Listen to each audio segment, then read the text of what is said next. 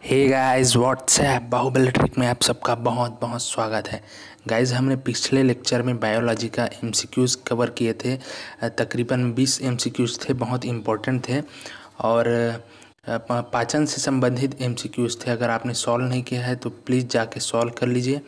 और आज का जो हमारा टॉपिक रहेगा वो एमसीक्यूज़ नहीं रहेगा, सीधा सिलेबस में जो साफ साफ लिखा है प्रकाश संश्लेषण की परिभाषा और उसके प्रक्रिया के प्रमुख पद, प्रकाश संश्लेषण की परिभाषा और प्रक्रिया के प्रमुख पद, इन दोनों टॉपिक को आज हम क्लियर करने वाले हैं। अगर आप चैनल में नए हैं तो प्लीज़ सब्सक्राइब कर लीजिए और टेलीग्राम से भी जुड़ जाइए, जो लिंक डिस्क्रिप्शन बॉक्स में मिल जाएगा।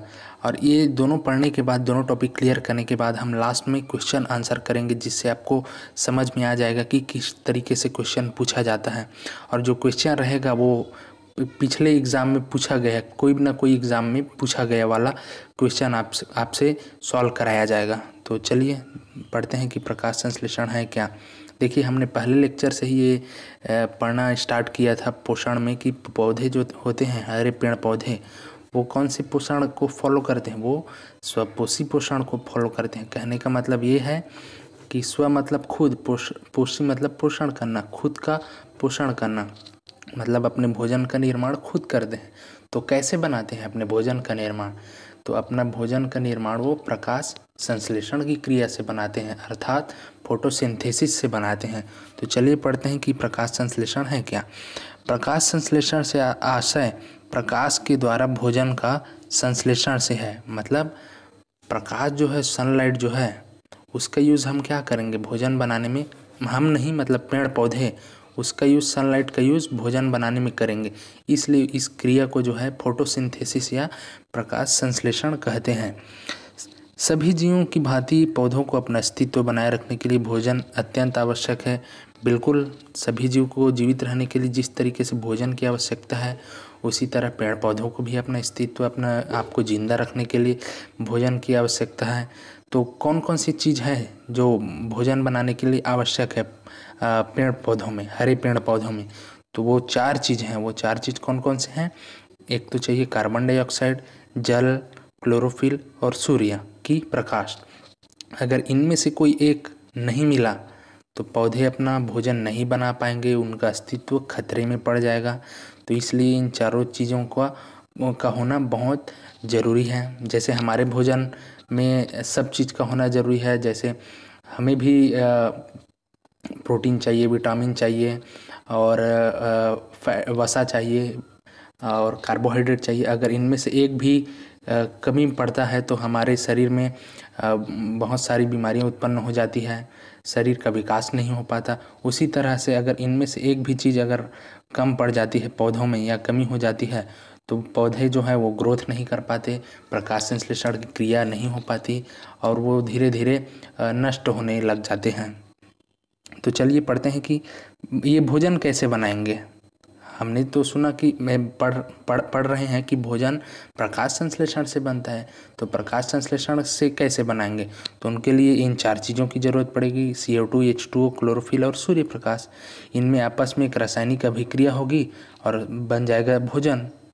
ठीक है, तो नेक्स्ट पढ़ते हैं परिभाषा क्या है।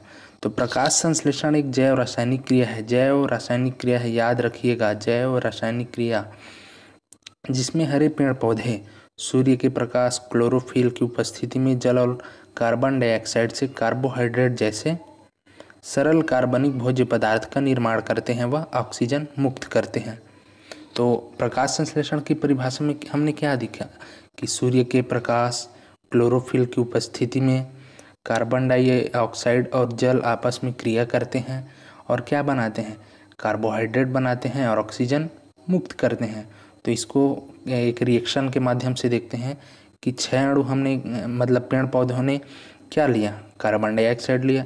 12 अणु क्या लिया? पानी का लिया, जल का लिया। प्रकाश उपस्थित है, क्लोरोफिल उपस्थित है और बन गया क्या? कार्बोहाइड्रेट बन गया, ग्लूकोज बन गया, स्टार्च जो भी बोल लो। तो ये बन गया C6H12O6 ग्लूकोज बन गया। ठीक है, बन गया 6 अणु पानी का और ऑक्सीजन जो बना वो हो गया मुक्त, वातावरण में मुक्त। तो अगला देखते हैं, अगला टॉपिक जो है प्रकाश संश्लेषण के लिए आवश्यक कच्चे पदार्थ। तो हमने 4 ही पढ़ा था, कार्बन डाइऑक्साइड, जल, क्लोरोफिल और प्रकाश। तो कार्बन डाइऑक्साइड कहाँ से मिलेगा? तो जीवों के श्वसन से। देखिए हम सब जीवधारी हैं, हम सांस ले रहे हैं और सांस छोड़ भी रहे हैं, तो ऑक्सीजन ले रहे हैं और कार्बन डाइऑक्साइड छोड़ रहे हैं। तो हम कार्बन डाइऑक्साइड छोड़े, गाय, बैल, भैंस, बकरी, जितने भी जीवधारी हैं, छोटे मोटे टिड्डा बिड्डा जितने भी हैं, सब क्या छोड़ रहे हैं? सब कार्बन डाइऑक्साइड छोड़ रहे हैं। कहाँ छोड़ रहे हैं? वातावरण में। और इन्हीं वातावरण से कार्बन डाइऑक्साइड को कौन लेता है? पेड़ पौधे लेते हैं। किस लिए? अपना भोजन बनाने के लिए। तो इस तरीके से।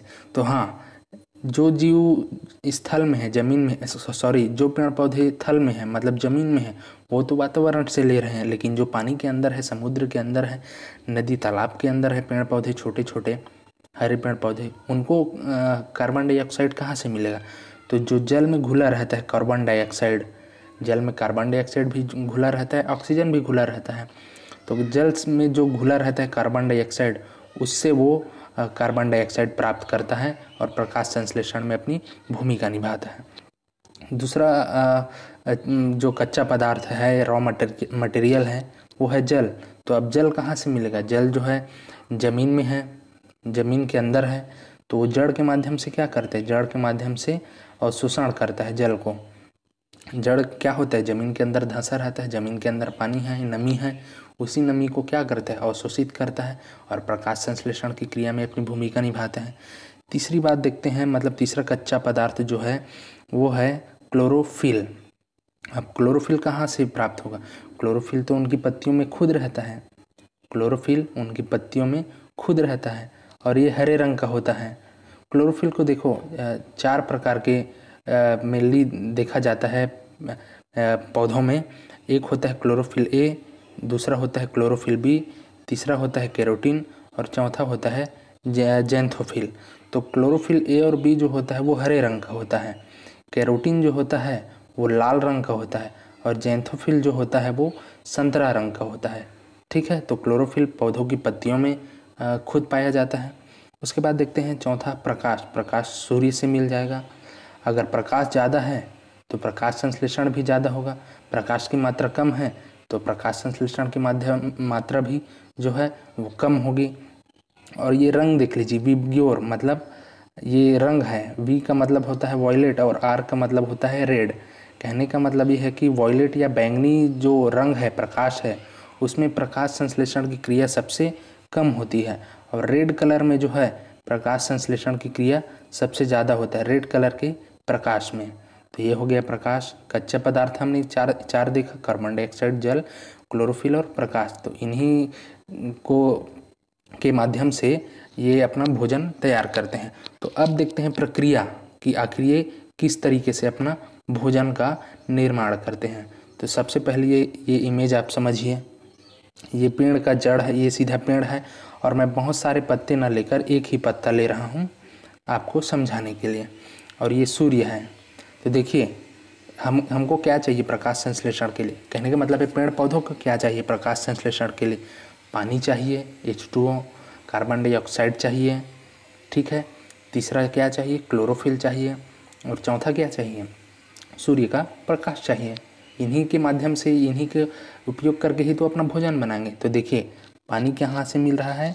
जमीन से मिल रहा है, जड़ से मिल रहा है, जड़ से अवशोषित होकर जा रहा है पौधों को विभिन्न भागों में, जिसमें पत्ते में भी गया और पत्ते में ही तो होगा ना प्रकाश संश्लेषण की क्रिया। तो देखिए पत्तों में जल पहुंच गया। अब वातावरण से जो कार्बन डाइऑक्साइड हम सांस के माध्यम से छोड़ रहे हैं, हम जीवधारी, उसी वातावरण के कार्बन डाइऑक्साइड को ये अवशोषित कर लेगा। तो ये कार्बन डाइऑक्साइड भी पहुंच गया। क्लोरोफिल तो इसके पत्ते में है ही, सूर्य का प्रकाश भी मिल रहा है। तो अब इन सब का क्या होगा? केमिकल रिएक्शन होगा। केमिकल रिएक्शन होगा तो क्या बनेगा? एक तो बनेगा भोजन, कहने का मतलब है कार्बोहाइड्रेट बनेगा C6H12O6, जिसको हम ग्लूकोज बोलते हैं, ये बनेगा। और क्या बनेगा? और बनेगा ऑक्सीजन। अब ऑक्सीजन को क्या करेंगे? फिर वातावरण में छोड़ देंगे, जिसको फिर हम जीवधारी सांस में उपयोग करेंगे। फिर हम कार्बन डाइऑक्साइड छोड़ेंगे तो पेड़ उसका उपयोग करेगा। फिर पेड़ प्रकाश संश्लेषण से ऑक्सीजन छोड़ेगा तो फिर हम यूज़ करेंगे। तो इस प्रकार से ये चलता ही रहता है। तो अब पद को हम समझ लेते हैं कि ये आखिर होता क्या है, कैसे है। तो प्रकाश संश्लेषण की क्रिया पौधे के हरे भाग में होती है। देखिए पौधे का हरा भाग कौन सा होता है, जनरली देखा जाए तो पत्ती होती है, तो ये हरे भाग में होता है। मुख्य रूप से पत्तियों में ही प्रकाश संश्लेषण होता है, तभी हम पत्ती का एग्जाम्पल लिए हैं कि पत्ती में प्रकाश संश्लेषण होता है। पत्तियों में छोटे छोटे छिद्र पाए जाते हैं जिन्हें स्टोमेटा कहते हैं। देखिए इसमें छोटे छोटे छिद्र तो खुली आंखों से नहीं दिखेगा, तो इसको जूम करने पर या इलेक्ट्रॉन माइक्रोस्कोप से देखने पर ये छेद इस तरीके से दिखाई देते हैं, और इसी छिद्र को क्या बोलते हैं, स्टोमेटा बोलते हैं। स्टोमेटा। अब प्रकाश संश्लेषण के लिए कार्बन डाइऑक्साइड चाहिए वातावरण से, तो इसी से अंदर घुस जाएगा, और प्रकाश संश्लेषण के बाद जो ऑक्सीजन निकल रही है, बन रही है, वो इसी से वातावरण में फिर आ जाएगा। ठीक है, तो आगे बढ़ते हैं। स्टोमेटा के खुलने से ही कार्बन डाइऑक्साइड व ऑक्सीजन का आदान प्रदान होता है। ये खुलता है और बंद भी हो जाता है। खुलेगा मतलब कार्बन डाइऑक्साइड अंदर जाएगा और ऑक्सीजन बाहर निकलेगा। तो इस तरीके से जब स्टोमेटा खुला रहता है तब प्रकाश संश्लेषण के लिए कार्बन डाइऑक्साइड जो है वातावरण से अवशोषित कर ली जाती है। ये खुला है मतलब कार्बन डाइऑक्साइड क्या जाएगा, अंदर जाएगा, तथा प्रकाश संश्लेषण के बाद निर्मित ऑक्सीजन इन्हीं स्टोमेटा से बाहर कर दी जाती है। अब अंदर जाके प्रकाश संश्लेषण होगा तो जो ऑक्सीजन बनेगा, जैसे हमने इधर देखा कि ये ऑक्सीजन बढ़ रहा है, उसको वातावरण में निकाल दिया जाएगा। तो किससे निकाला जाएगा, ये स्टोमेटा से ही निकाला जाएगा बाहर। ठीक है, अब आगे देखते हैं। पत्तियों में उपस्थित हरित लवक पैलिसेड कोशिका में उपस्थित होता है। देखिए पत्तियां में जो है कोशिकाएं पाई जाती है जिसको पैलिसेड कोशिका बोलते हैं, और उसी पैलिसेड कोशिका में क्या पाया जाता है, क्लोरोफिल पाया जाता है। ठीक है, और क्लोरोफिल या हरित लवक में झिल्ली के ढेर को ग्रेना कहते हैं। ये देखिए ये क्लोरोफिल का एक अणु है जिसको बीच से काट दिया हमने, और काटने के बाद जो है ये इस तरीके का स्ट्रक्चर दिखाई दिया। तो जो सिक्का टाइप का, कॉइन्स टाइप का जो दिख रहा है, सिक्का जो है एक के ऊपर एक रखा गया है, इस टाइप का जो स्ट्रक्चर दिख रहा है वही क्या है, वही जो है ग्रेना है। ठीक है, इसी में होता है प्रकाश संश्लेषण की क्रिया। क्लोरोफिल के द्वारा ही सूर्य के प्रकाश को अवशोषित किया जाता है और जड़ों से जल को पत्तियों में पहुंचा दिया जाता है। ठीक है, तो ये सारा प्रोसेस हमने पढ़ा।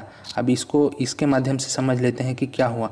पत्ते में क्लोरोफिल है, क्लोरोफिल और सूर्य का प्रकाश को क्लोरोफिल ने अवशोषित किया, और जड़ के माध्यम से जो पानी गया उसको जो है प्रकाश जो है H2 और O2 में क्या करता है, तोड़ देता है। O2 जो बनता है उसको स्टोमेटा के द्वारा बाहर कर दिया जाता है, और हाइड्रोजन जो बनता है, हाइड्रोजन वो कार्बन डाइऑक्साइड से क्रिया करता है। जो स्टोमेटा के माध्यम से अंदर गया था उसी कार्बन डाइऑक्साइड के माध्यम से हाइड्रोजन जो है क्रिया करता है।